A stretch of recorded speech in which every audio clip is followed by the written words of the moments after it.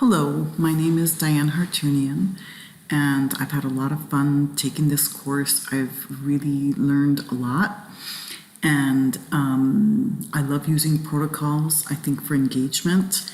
When I first selected a protocol, I decided to do wait time, which is something very important as I teach French and Spanish. And as simple as it may seem, I often forget to do this. So I tried it actually for the past about 10 days and it worked very well.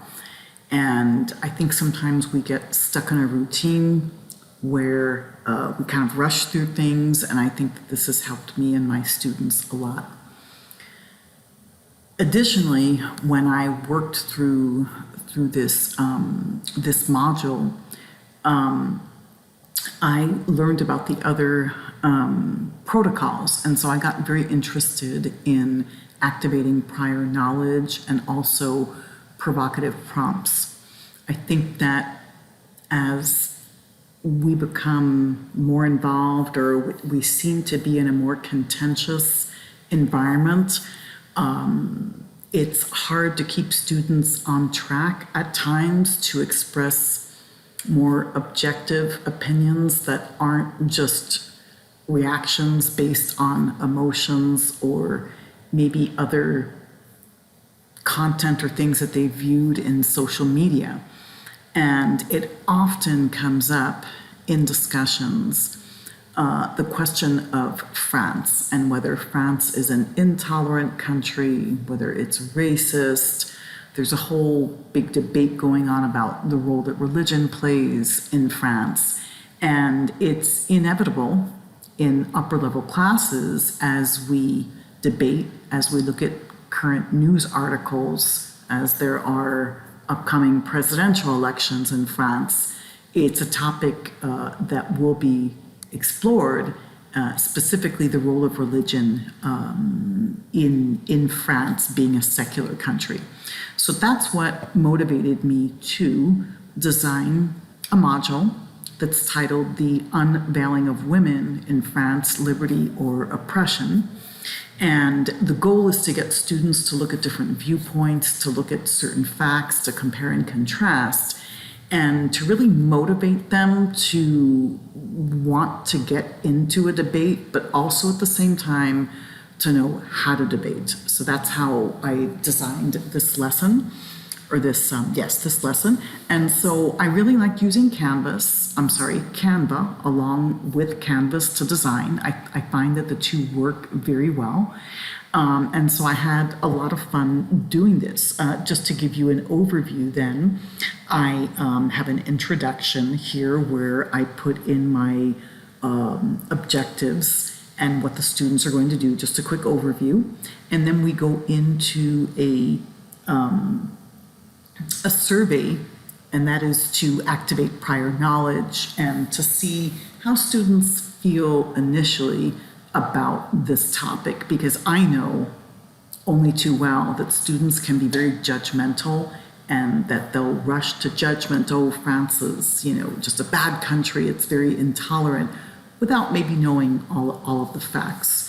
So, and then after that, students use a choice board that I created using ThingLink. I haven't been on ThingLink for a while, and I love what they've updated. And I basically used what was created in the course, the choice board, using ThingLink as a model for me, and it's something I'm definitely going to be including a lot in my classes.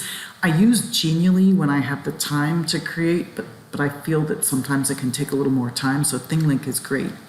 And so students go through a choice board, and that will lead them to a discussion which will have protocols that I've shown in place for them to express different viewpoints, so that this way they don't go off topic and it doesn't go into an unproductive discussion.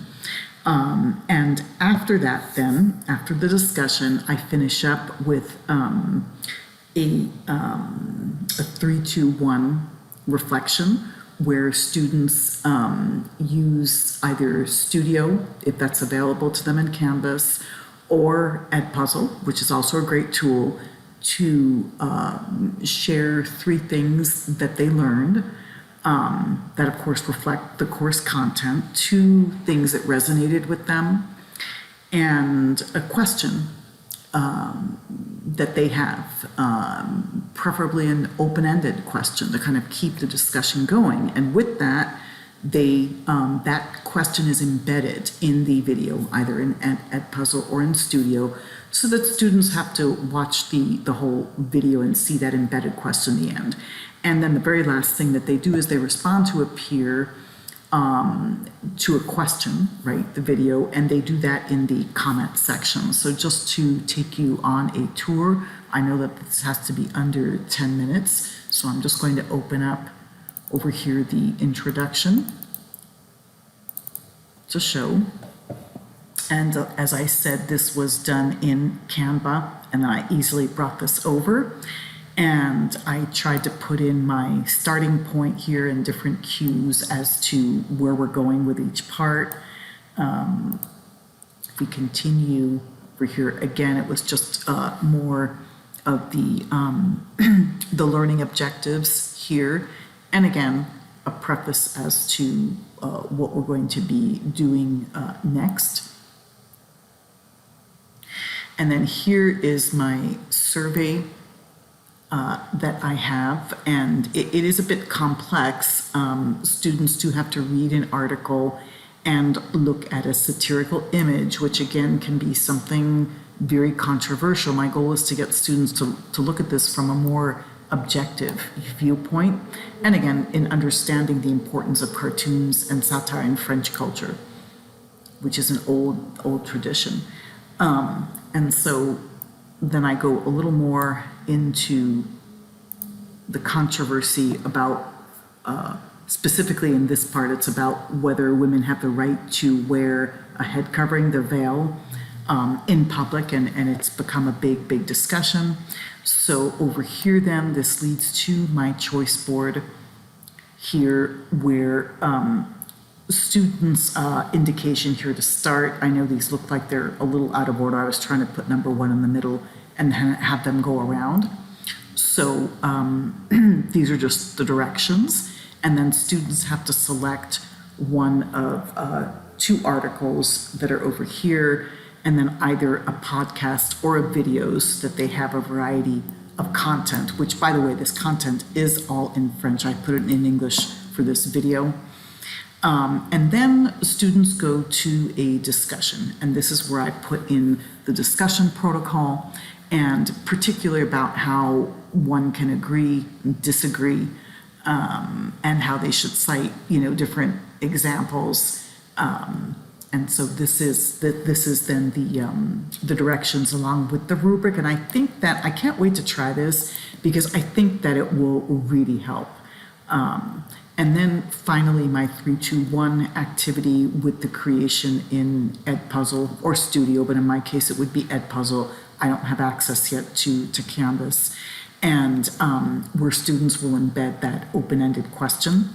And so this then is the last activity. So unfortunately, I don't have student content to show.